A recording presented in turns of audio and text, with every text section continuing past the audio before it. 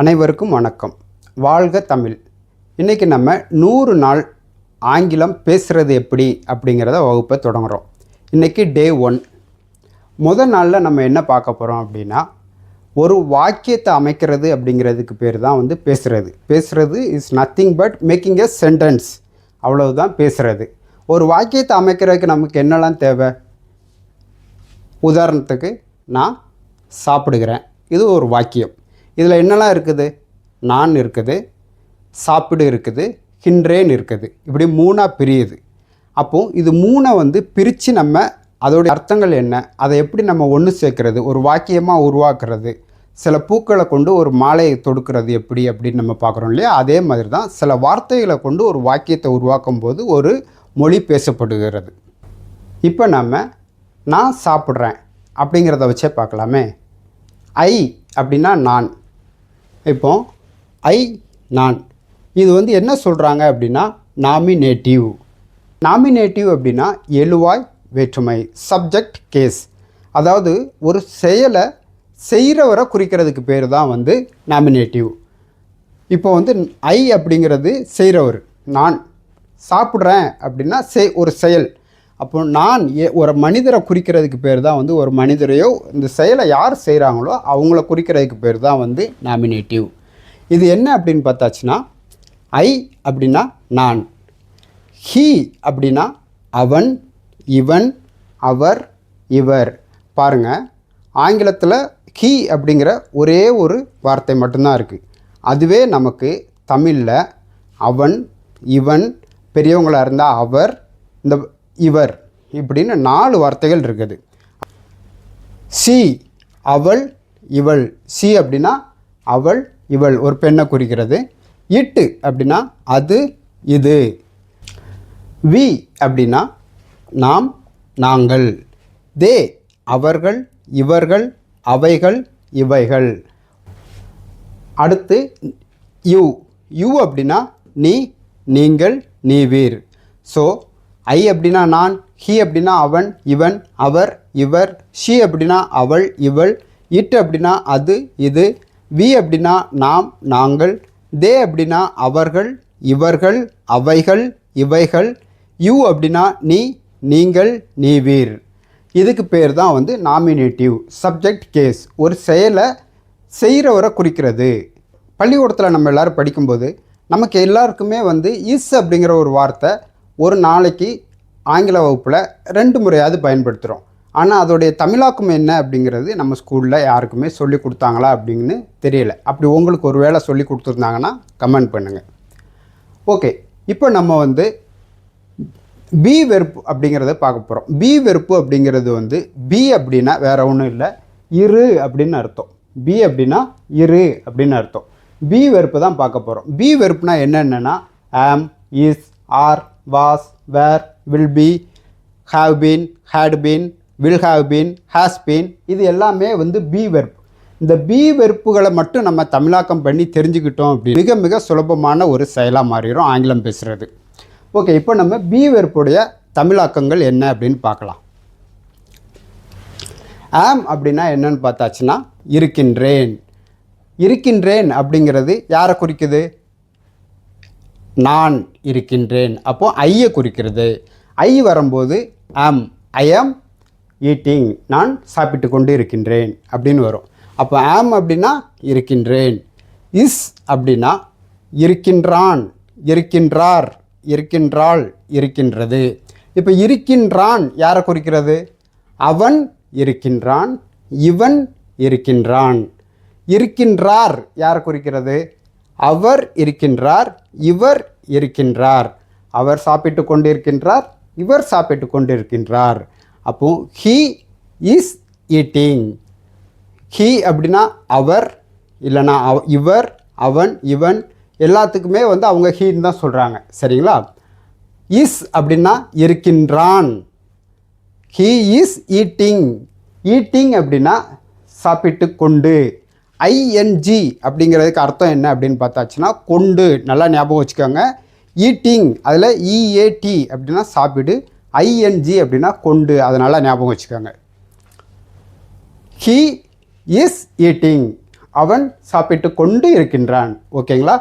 So இருக்கின்றான், அவன் இருக்கின்றான், இருக்கின்றார், அவர் இருக்கின்றார், இருக்கின்றாள், அவள் இருக்கின்றாள், இவள் இருக்கின்றாள், இருக்கின்றது, அது இருக்கின்றது, இது இருக்கின்றது. ஸோ இந்த ஹீ, ஷீ, இட் இது எல்லாத்துக்குமே அவங்க பொதுவாக இஸ்ன்னு சொல்லிடுறாங்க. He is eating, she is eating, it is eating. பாருங்கள், மறுபடியும் சொல்கிறேன், ஆங்கிலம் ரொம்ப சுலபம் தமிழை விட. தமிழில் உங்களுக்கு நிறைய வார்த்தைகள், அதிகமான வார்த்தைகள். அதனால தான் தமிழ் ஒரு சிறந்த மொழி அப்படின்னு நம்ம சொல்கிறதுக்கு காரணம். இஸ் அப்படிங்கிறதுக்கு இவ்வளவு வார்த்தைகள் நம்மள்கிட்ட இருக்கிறது. நம்ம இப்போ பார்க்க போகிறது ஆர். ஆர் அப்படின்னா இருக்கின்றோம். இருக்கின்றோம் யாரை சொல்கிறோம்? நாம் இருக்கின்றோம்.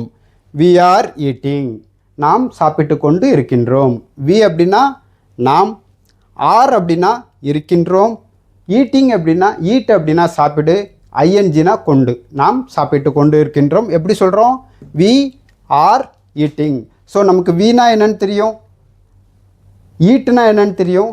ஐஎன்ஜி அண்ட் ஆர், இதுக்கு தான் நமக்கு அர்த்தம் தெரியாமல் இருந்துச்சு. இதை தெரிஞ்சுக்கிற மூலியமாக ஆங்கிலத்தை சுலபமாக பேசிடலாம். ஸோ வி ஆர் ஈட்டிங், நாம் சாப்பிட்டு கொண்டு இருக்கின்றோம்.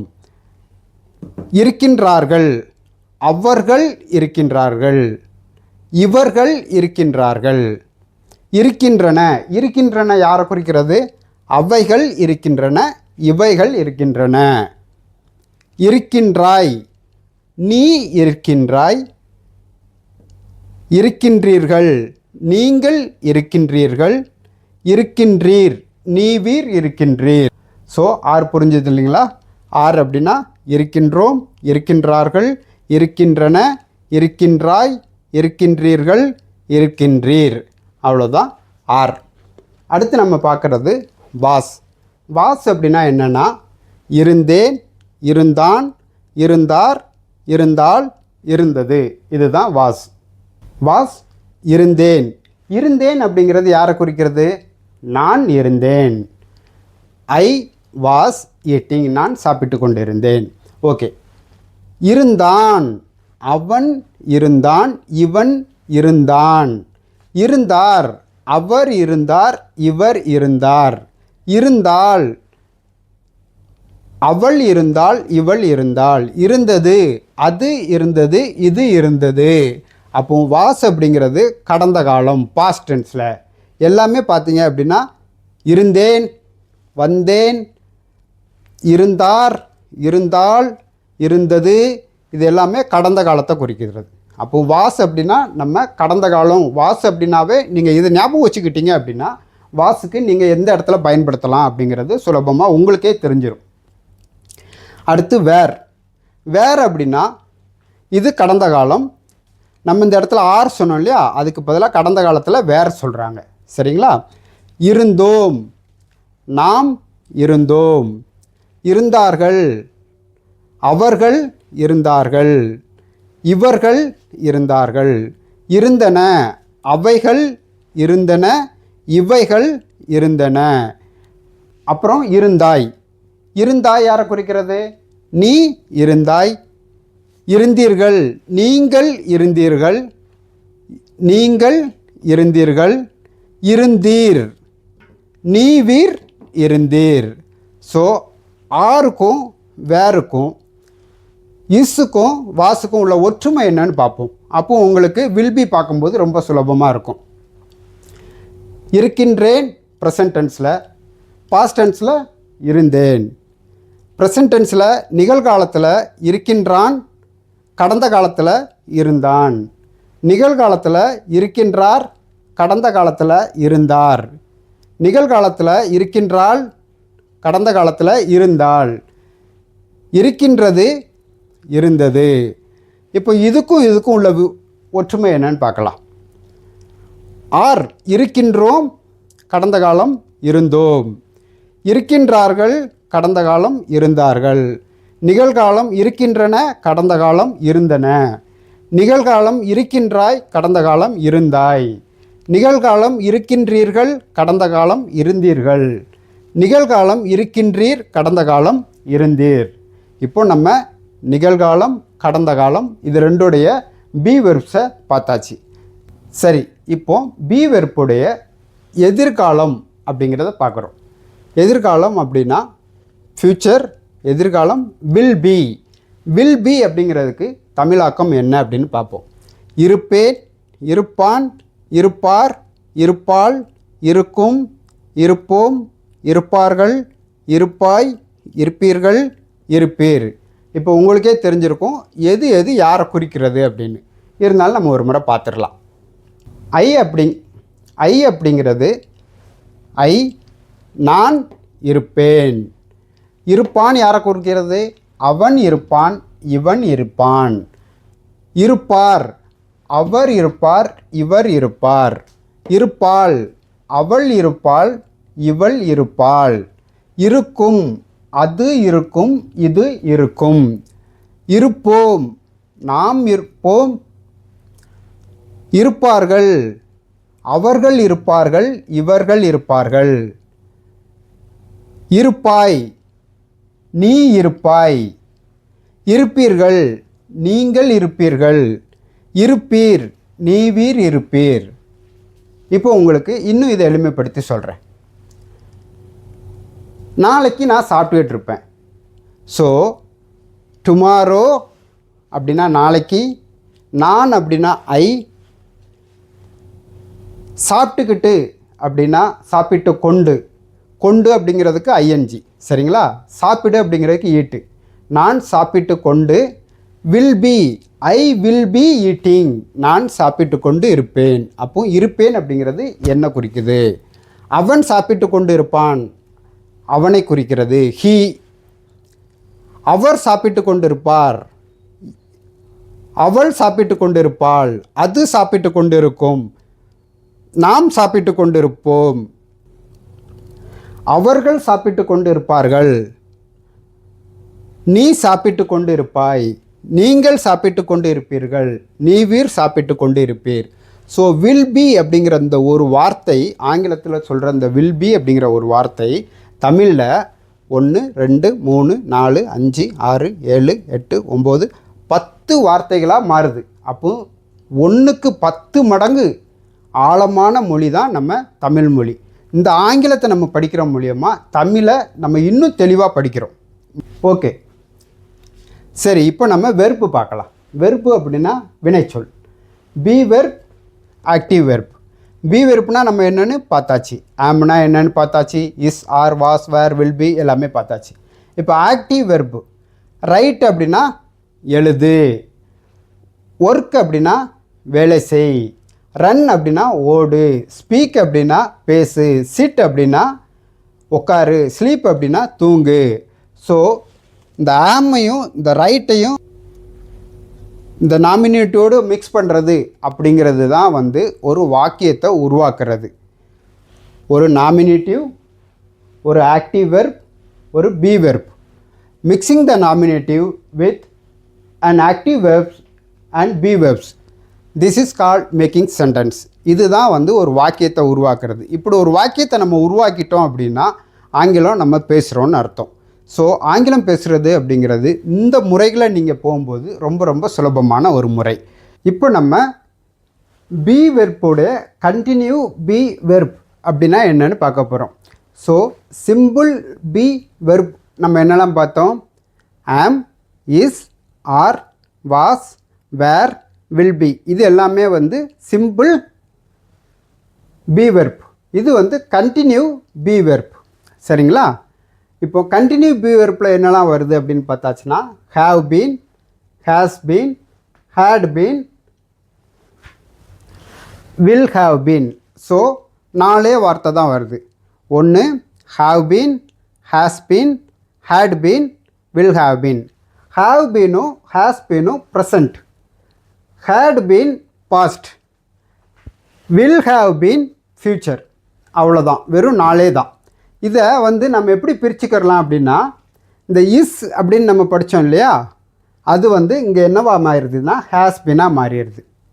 அப்புறம் ஆமும் ஆரும் ஹேவ் பீனாக மாறிடுது. ஆமில் என்னெல்லாம் பார்த்தோம்? இருக்கின்றேன். இங்கே வந்து என்ன இருக்குது? இருந்திருக்கின்றேன். ஸோ இது கண்டினியூ அப்படிங்கிறதுனால தொடர்ச்சியான பி வெர்ப் அப்படிங்கிறதுனால இது வந்து இருக்கின்றேன் வந்து இருந்திருக்கின்றேன்.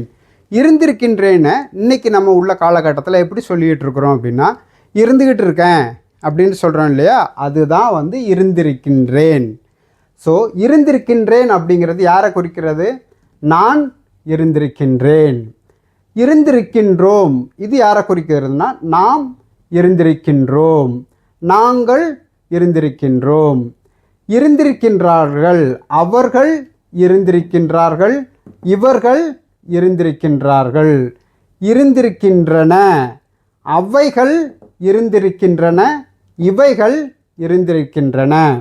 இருந்திருக்கின்றாய், நீ இருந்திருக்கின்றாய். இருந்திருக்கின்றீர்கள் யாரை குறிக்கிறது? நீங்கள் இருந்திருக்கின்றீர்கள்.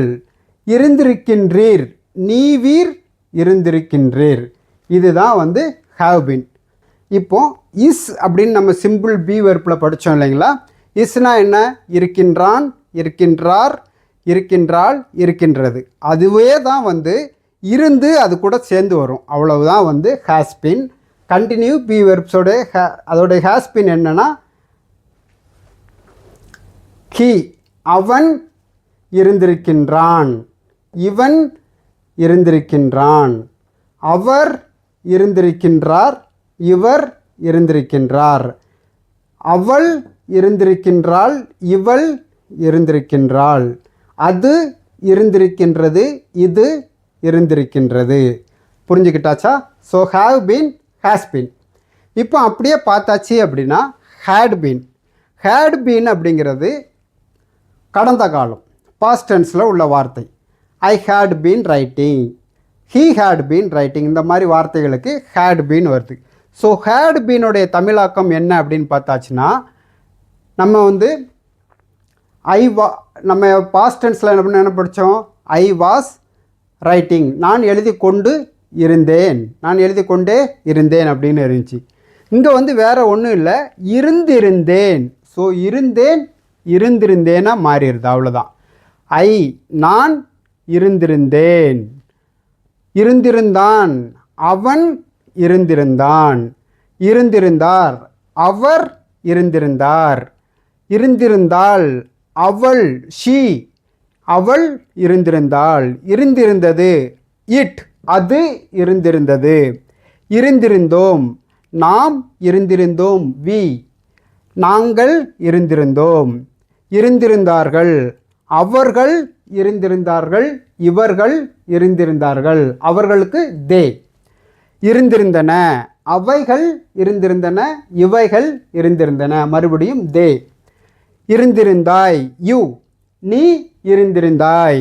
இருந்திருந்தீர்கள், நீங்கள் இருந்திருந்தீர்கள். இருந்திருந்தீர், நீவீர், இங்கே இருக்குது இல்லையா, நீவீர் இருந்திருந்தீர். ஓகேங்களா? இதுதான் வந்து பாஸ்ட் டென்ஸ். ஸோ இருந்திருந்தேன், ஐ, இருந்திருந்தான், ஹி, இருந்திருந்தார், ஹி, அவர், இருந்திருந்தாள், ஷி, அவள், இருந்திருந்தது, அது, இட், இருந்திருந்தோம், வி, இருந்திருந்தார்கள், தே, இருந்திருந்தன, அகைன் தே, இருந்திருந்தாய், யூ, இருந்திருந்தீர்கள், யூ, இருந்திருந்தீர், யூ, நீ, நீங்கள், நீவீர். சரிங்களா? இப்போ ஃப்யூச்சர் டென்ஸ். இது அப்படியே தான் இங்கே இருந்தேன் வரும், இங்கே இருப்பேன். இங்கே எல்லாமே தான், தான், தேன், தான், இருந்தான், வந்த, இருந்தால், இருந்தது அப்படின்னு வரும். இங்கே வந்து எல்லாமே வந்து இருப்பேன், இருப்பான், இருப்பார், இருப்பாள் அப்படின்னு வரும். ஓகேவா? ஓகே. வில் ஹாவ் பீன், இருந்திருப்பேன். இருந்திருப்பேன் யாரை சொல்கிறது? நான் இருந்திருப்பேன். அப்போ ஐ, நான் இருந்திருப்பேன். இருந்திருப்பான், அவன் இருந்திருப்பான். அப்போ ஹீ, ஹீ அப்படின்னா வந்து அவன் இருந்திருப்பான். இருந்திருப்பார், அவர் இருந்திருப்பார். இருந்திருப்பாள், அவள் இருந்திருப்பாள், ஷீ. இருந்திருக்கும், அது இருந்திருக்கும், இட். இருந்திருப்போம், நாம் இருந்திருப்போம். இருந்திருப்பார்கள், அவர்கள் இருந்திருப்பார்கள். இருந்திருக்கும், அவைகள் இருந்திருக்கும். இதில் ஒன்று பாருங்கள், இருந்திருக்கும், அதுக்கும் நம்ம இருந்திருக்கும் தான் சொல்கிறோம், அவைகளுக்கும் இருந்திருக்கும் தான் சொல்கிறோம். சரிங்களா? இருந்திருப்பாய், யூ நீ இருந்திருப்பாய். இருந்திருப்பீர்கள், நீங்கள் இருந்திருப்பீர்கள். இருந்திருப்பீர், நீவீர் இருந்திருப்பீர். அவ்வளோதான் வந்து will have been. So will have பீன்னா இன்னொரு முறை பார்த்துடலாம்.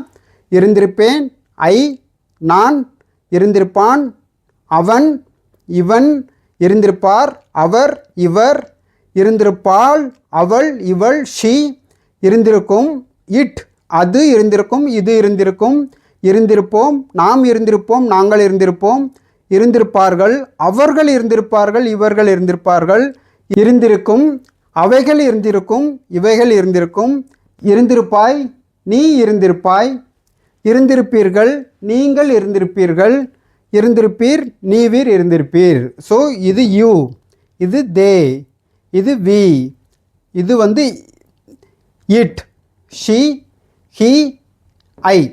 ஓகேங்களா? அவ்வளோதான். இதுதான் வில் ஹாவ் பீன். ஸோ நம்ம இன்றைக்கி கண்டினியூ பி வெர்ப்ஸு அப்படின்னா அதோடைய தமிழாக்கம் என்ன அப்படின்னு பார்த்தாச்சு.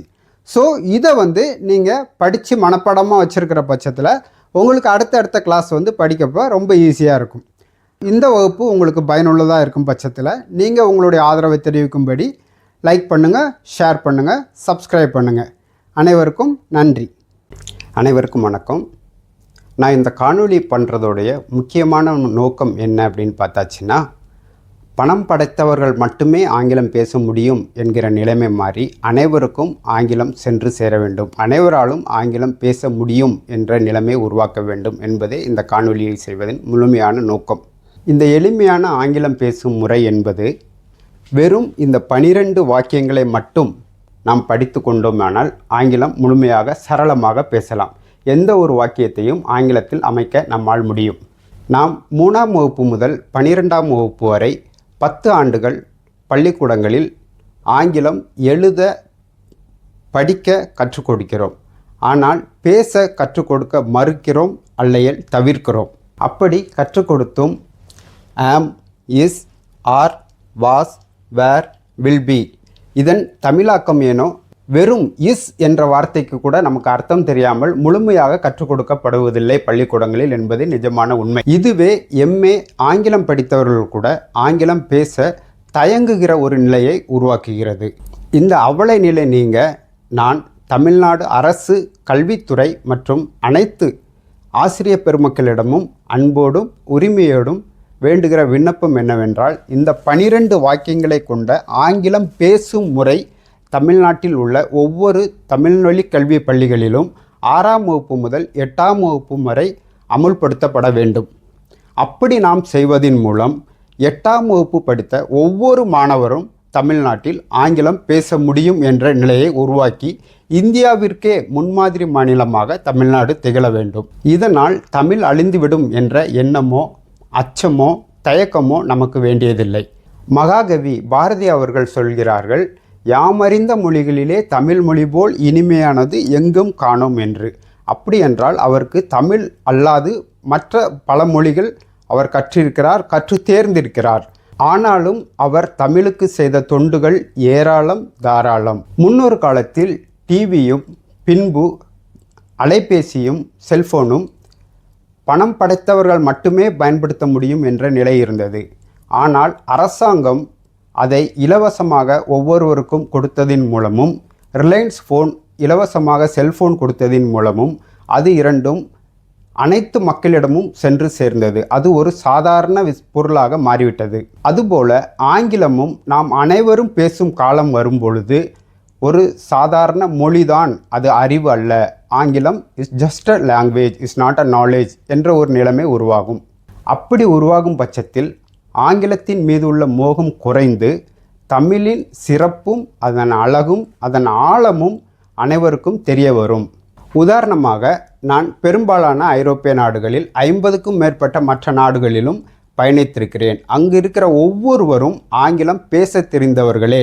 ஆனாலும் அவர்கள் தங்கள் தாய்மொழியை மட்டுமே பேச்சில் பயன்படுத்துகிறார்கள்.